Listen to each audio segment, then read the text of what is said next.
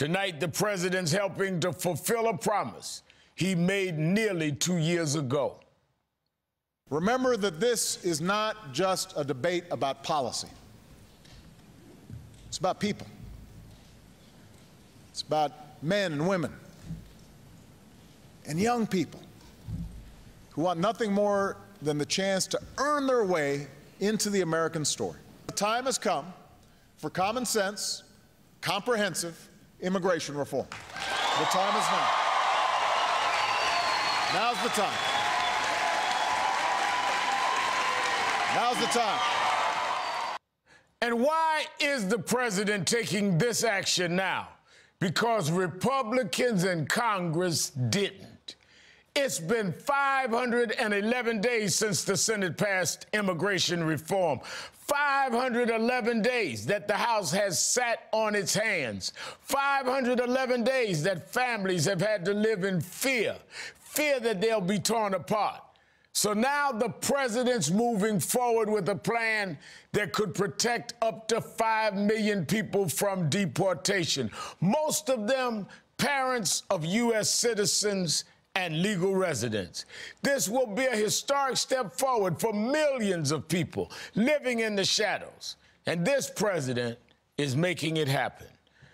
We're going to cover it all the angles of this story, from the president to Congress to people whose families are directly affected. But we begin at the White House with NBC senior White House correspondent Chris Jansing. Chris, this is a major moment for this administration. What are you hearing about the speech the president will give tonight?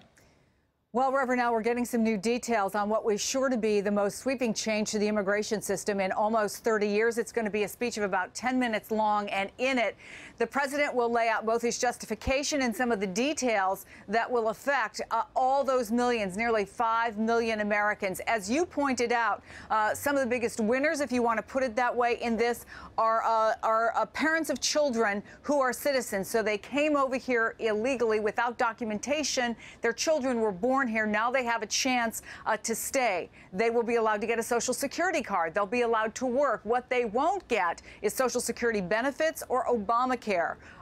There's also a big new path for Dreamers. More Dreamers will be eligible. It expands the age. There is no longer an age limit. Their parents, however, will not be eligible.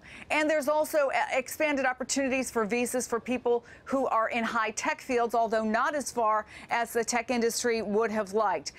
The way the White House is putting this is that they're going to focus this more, the deportations, more on felons than families. So they have a very specific list of the people they'll be going after at the border: gang members, suspected terrorists, felons, anyone, in fact, who has come to the United States since January 1st of this year. They want to discourage new people from coming in who are undocumented. But without a doubt, it is the most sweeping change we've seen, and it is setting up to be a huge public relations fight. You've heard the Republicans who have said he has way overstepped his executive authorities, but across the country, pro-immigration groups are setting up watch parties tonight and say they've got the president's back. They're going to start a campaign to win in the court of public opinion. I sense that there's a lot of excitement. I was over at the White House earlier today with about 11 of us meeting with the president. He wouldn't show us the speech, but I don't sense that he's got anything on his mind but what he's doing. He doesn't seem to have the detractors and critics on his mind. What sense are you getting around the White House?